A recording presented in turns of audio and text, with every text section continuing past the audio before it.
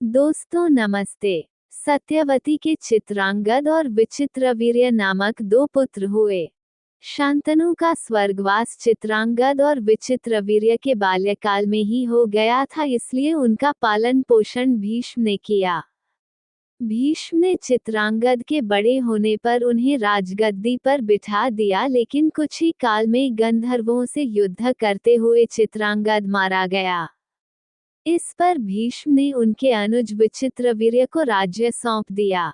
अब भीष्म को विचित्रवीर्य के विवाह की चिंता हुई। उन्हीं दिनों काशीराज की 3 कन्याओं अंबा, अंबिका और अंबालिका का स्वयंवर होने वाला था। उनके स्वयंवर में जाकर अकेले ही भीष्म ने वहां आए समस्त राजाओं को परास्त कर दिया और तीनों कन्याओं का हरण करके हस्तिनापुर ले आए। बड़ी कन्या अंबा ने भीष्म को बताया कि वह अपना तन मन राजा शाल्व को अर्पित कर चुकी है। उसकी बात सुनकर भीष्म ने उसे राजा शाल्व के पास भिजवा दिया और अंबिका और अंबालिका का विवाह विचित्रवीर्य के साथ करवा दिया।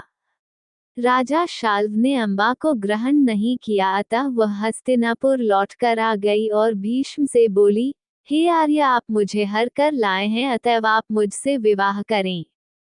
किंतु भीष्म ने अपनी प्रतिज्ञा के कारण उसके अनुरोध को स्वीकार नहीं किया। अंबा रुष्ट होकर परशुराम के पास गई और उनसे अपनी व्यथा सुनाकर सहायता मांगी। परशुराम ने अंबा से कहा, हे देवी, आप चिंता न करें, मैं आपका विवाह भीष्म के साथ करवाऊंगा।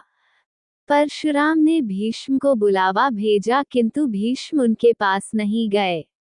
इस पर क्रोधित होकर परशुराम भीष्म के पास पहुंचे और दोनों वीरों में भयानक युद्ध छिड़ गया। दोनों ही अभूतपूर्व योद्धा थे, इसलिए हार जीत का फैसला नहीं हो सका। आखिर देवताओं ने हस्तक्षेप करके इस युद्ध को बंद करवा दिया। अंबा निराश होकर वन में तपस्या करने चली गई। विचित्रवीर्य अपनी दोनों रानियों के साथ भोग विलास में रत हो गए, किंतु दोनों ही रानियों से उनकी कोई संतान नहीं हुई और वे क्षय रोग से पीड़ित होकर मृत्यु को प्राप्त हो गए। अब कुल नाश होने के भय से माता सत्यवती ने एक दिन भीष्म से कहा, पुत्र, इस वंश को नष्ट होने से बचाने के लिए मेरी आज्ञा है कि तुम इन दोनों रानियों से पुत्र उत्पन्न करो। माता की बात सुनकर भीष्म ने कहा, माता, मैं अपनी प्रतिज्ञा किसी भी स्थिति में भंग नहीं कर सकता। ये सुनकर माता सत्यवती को अत्यंत दुख हुआ। अचानक उन्हें अपने पुत्र वेदव्यास का स्मरण हो आया। स्मरण करते ही वेदव्यास वहां उपस्थित हो गए। सत्यवती उन्हें देखकर बोली, हे पुत्र, तुम्हारे सभी भाई निःसंतान ही स्वर्गवासी हो गए। अतः मेरे वंश को नाश होने से बचाने के लिए मैं तुम्हें आज्ञा देती हूँ कि तुम उनकी पत्नियों से संतान उत्पन्न करो।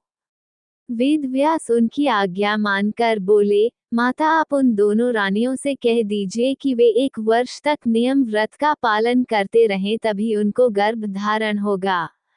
1 वर्ष व्यतीत हो जाने पर वेदव्यास सबसे पहले बड़ी रानी अंबिका के पास गए। अंबिका ने उनके तेज से डरकर अपने नेत्र बंद कर लिए। वेदव्यास लौटकर माता से बोले, माता, अंबिका का बड़ा तेजस्वी पुत्र होगा, किंतु नेत्र बंद करने के दोष के कारण वह अंधा होगा। सत्यवती को ये सुनकर अत्यंत दुख हुआ और उन्होंने वेदव्यास को छोटी रानी अंबालिका के पास भेजा। अंबालिका वेदव्यास को देखकर भय से पीली पड़ गई। उसके कक्ष से लौटने पर वेदव्यास ने सत्यवती से कहा, माता, अंबालिका के गर्भ से पांडु रोग से ग्रसित पुत्र होगा। इससे माता सत्यवती को और भी दुख हुआ और उन्होंने बड़ी रानी अंबालिका को पुनः वेदव्यास के पास जाने का आदेश दिया। इस बार बड़ी रानी ने स्वयं न जाकर अपनी दासी को वेदव्यास के पास भेज दिया। दासी ने आनंदपूर्वक वेदव्यास से भोग कराया। इस बार वेदव्यास ने माता सत्यवती के पास आकर कहा, माते, इस दासी के गर्भ से वेद वेदांत में पारंगत अत्यंत नीतिवान पुत्र उत्पन्न होगा। इतना कहकर वेदव्यास तपस्या करने चले गए।